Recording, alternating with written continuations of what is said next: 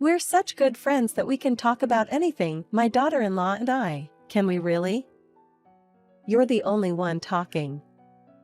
That's wrong, isn't it?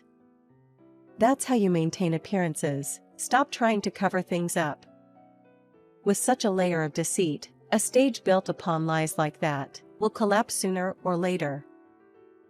Since my father-in-law passed away, in order to fulfill my mother-in-law's request, is it okay if we live together? I nodded to my husband's words. The actions and words of my mother-in-law were more problematic to my husband than me. Even so, my kind husband was moved by my mother-in-law's words, "I'm lonely." It seems his feelings were stirred. As for me, I wanted to respect my husband's feelings. But as far as I can tell from the stories my husband has told me, she doesn't seem to do anything decent. It would be nice if she grew up a bit. My hopes of that were dashed on the day we started living together. She betrayed them easily. Suddenly, under the pretext of discipline, she began to use violence. When I was cooking, my mother-in-law, "Your cutting method is incorrect." She slapped my hand that was holding the knife. That's too dangerous, isn't it? While holding a knife, who slaps someone's hand? What if you make a mistake? My mother-in-law's dangerous behavior didn't stop there. When I was ironing, "What is with your ironing method?" "You're not doing it correctly." And then she slapped my hand that was handling the iron. It's not as dangerous as a knife, but it's still dangerous. In both cases, if I resisted poorly, it seemed she would become more dangerous and violent. I had no choice but to endure, and my mother-in-law became more and more assertive. The most dangerous situation was when I was vacuuming the corridor on the second floor. My mother-in-law, "You can't even vacuum properly," pretended to take the vacuum cleaner from me and bumped into me, trying to push me down the stairs. Before I fell down the stairs, I somehow managed to twist my body and fell on my backside in the hallway, which saved me. Her actions are too impulsive. Regardless of sympathy or anything else, my husband, who decided to live together, must have thought it would be bad if my mother-in-law's bullying me was exposed. In front of my husband, she's as meek as a borrowed cat. In my opinion, her trust value from my husband is already close to zero, so even if she pretends to be innocent, it would be useless if I report what she has done to me. However, given the current situation, when I consider my husband's feelings about deciding to live together, I feel sorry, and I couldn't speak out. Such an indecisive attitude of mine, I believe, has certainly emboldened my mother-in-law. Otherwise, such a poor cook wouldn't be able to give me any advice. She thinks steamed clams and sake is a dish boiled in alcohol. That's what kind of person she seems to be. Go, I wanted to ask. She threw the clams into a pot full of sake and boiled them. When she served that as steamed clams and sake, I was truly surprised. It seemed she didn't taste it. It tasted quite disappointing. I can't help but sympathize when I think that my husband has been fed such things since he was a child. I just can't help feeling sorry. Even the amount of seasonings is so arbitrary. Depending on the dish, she might cook while referring to a cookbook, but whether it says tablespoon or teaspoon, she always uses the same spoon. But it's better when she uses a spoon. Most of the time, she pours directly from the seasoning container, without measuring the quantity. There's no way the flavor can be consistent that way. She even tries to fry things starting from a low temperature, so it gets mushy. It's really soggy. I try to point it out as kindly as possible, but my mother-in-law says, "This is our family's tradition," and stubbornly refuses to improve her cooking skills. Given such a statement, all I can say is, "Oh, is that so?" I couldn't say anything else. If I say more, she'll get angry. Especially when my husband isn't around. If I don't handle my counterattacks carefully, I think the damage will just get worse. I can't afford to say anything reckless. After all, she even tried to push me down the stairs. The issue of her poor cooking skills could be solved if I cook instead, but the risk of her direct attacks needs some kind of solution. Living separately would be the safest option, but that might also mean denying my husband's kindness, and I'm increasingly unsure of what to do. But then my mother-in-law does something that just blows away all my doubts. When my mother-in-law puts on a nice face, I thought she only did it for my husband, but she does it for relatives and neighbors as well. She acts as if she's such a peaceful person, and starts saying things like, every time she talks to someone, "We're so close, we can talk about anything." She tells such lies without a hint of remorse. I've been subjected to all kinds of verbal abuse, even violence, and I put up with it all along. All I did was give advice about cooking. At the very least, we're certainly not so close that we can talk about anything. In fact, I'm almost at the point. I'm nearly driven to the point where I can't say anything. If I hadn't managed to fall on the spot, as my mother-in-law wished, I might have fallen down the stairs.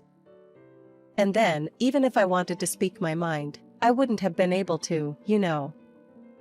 That could have been a possibility. My mother-in-law's lies really infuriate me.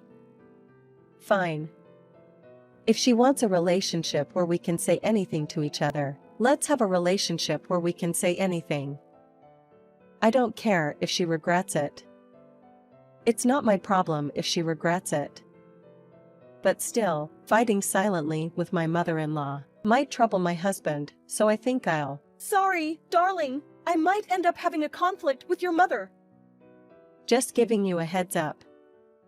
Normally I'm quiet, so him hearing me say such things must have seemed odd. My husband raised his eyebrows in surprise.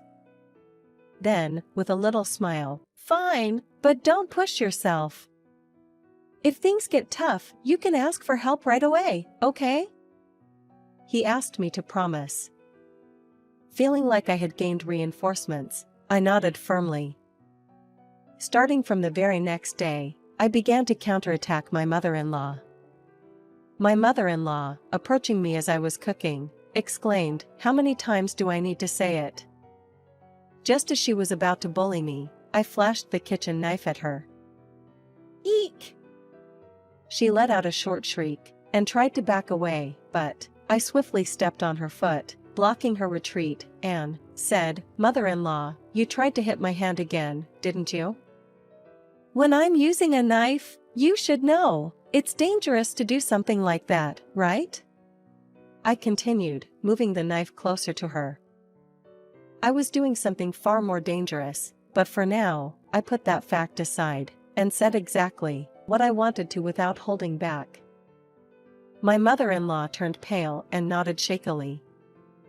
Satisfied, I stepped off her foot, and she fell backwards in a graceless heap. On another day, in the pot where I was simmering a dish, she stuck in her chopsticks, attempting to take a sneak bite. I slapped her hand away swiftly, causing her to drop the chopsticks. "Please do not behave so disgracefully as to eat from the pot," I scolded her. Instead of snitching someone else's cooking, I wish she would taste her own dishes. That's what I want from my mother-in-law. Then she might be able to cook something that tastes a bit more decent. Because she never learns, even after all this. While I was ironing, she approached and poked my shoulder, saying, "Aren't you doing the ironing all wrong?" She always finds something to criticize. I grabbed my mother-in-law's extended arm, yanked it hard and pulled her down. In front of my fallen mother-in-law, the iron stood imposingly. Eek! She let out another short shriek and tried to back away on all fours. I grabbed her collar and immobilized her. Leaning close to my mother-in-law's ear, "Listen, mother-in-law. I'm currently using the iron, you see. Understand? If you accidentally touch the iron, you could get burned, right? If you were to bump into it, It could be dangerous, wouldn't it? I said it to her, like scolding a child. Even here, my mother-in-law nodded many times, as if trembling. Until now, I've never opposed my mother-in-law, you see. But now, every time I do something, it comes back at me. It seems she's genuinely feeling fear. The way she looks at me, it's as if she's seeing a monster or something. But this is what my mother-in-law wished for. A relationship where we can say anything to each other. You're happy, aren't you? Just as you wished for. Whether it was because my mother-in-law was upset, it seemed like she couldn't make a reasonable decision, and instead of letting it go, she turned to my husband. Your wife is bullying me. And cried for help. Unfortunately for her, I've already talked to my husband. No matter how much she tries to fabricate the story, my husband won't lend her an ear. In the first place, I wonder if she has forgotten what kind of treatment she's been giving her own son. My mother-in-law often throws tantrums and keeps slapping my husband. Even though her husband scolds her every time, it's a bad habit of hers that has never improved.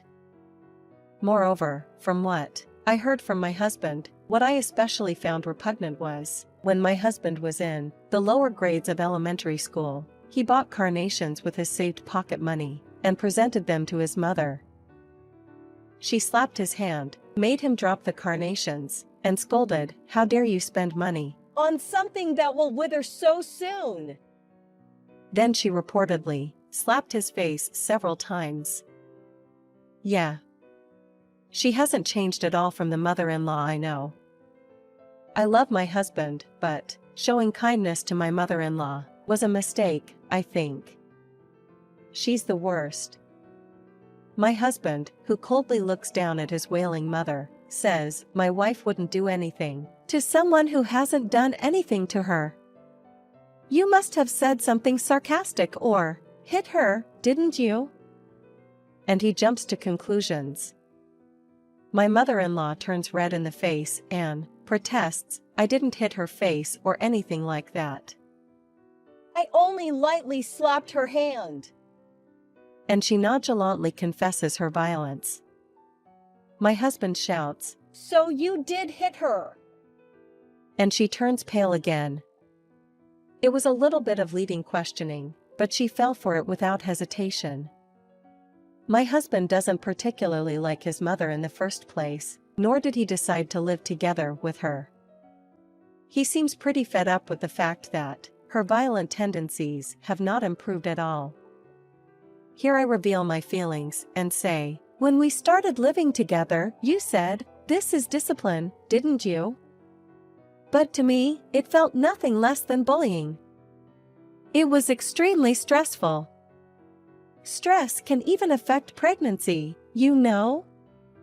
In the environment that you create, I don't have the confidence to show you the face of your grandchild. I expose my feelings. Tears started to fall as I spoke. But it seemed that my mother-in-law did not like what I was saying. Ha!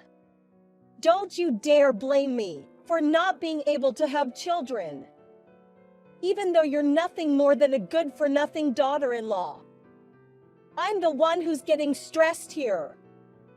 If you have a problem, just leave. She hurled these words at me. To this, my husband responded, fine. We will leave as you wish.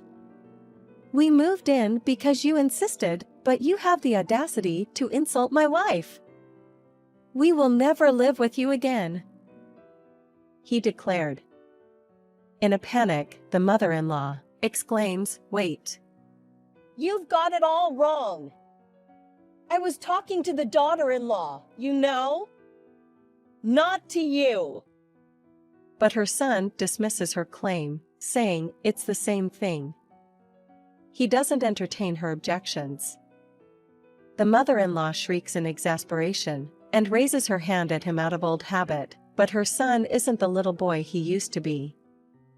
He's significantly taller and stronger than her now. The son coldly looks down on his mother. Her raised hand drops, losing its target, and her eyes dart around restlessly.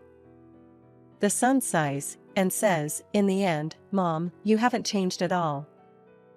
I was hoping you might have improved a bit, but I was clearly too optimistic."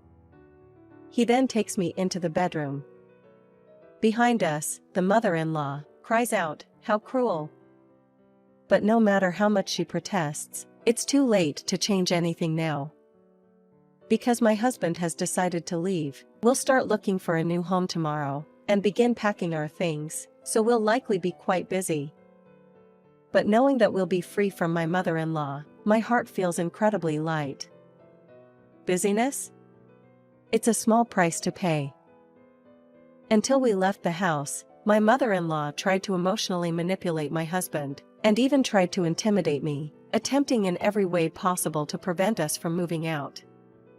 She pulled out all the stops, but not once did she try apologizing for everything that's happened. This only confirmed our belief that even if we continued to live with her, she would just repeat the same behaviors. Because her interference was all talk, we managed to move without any issues. We didn't tell her our new address, so there have been no surprise visits, allowing us to quietly make a fresh start. That's where we are now.